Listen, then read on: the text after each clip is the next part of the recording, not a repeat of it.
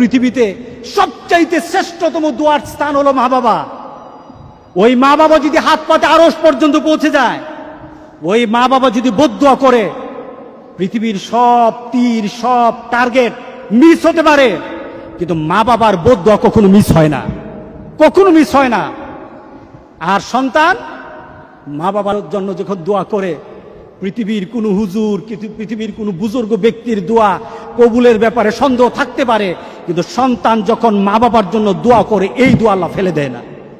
সুবহানাল্লাহ। কারণ মা বাবার এই দোয়াটা শিখিয়ে দিয়েছেন আল্লাহ সুবহানাহু ওয়া তাআলা, রব্বির হামহুমা কামা রব্বায়ানি সাগীরা।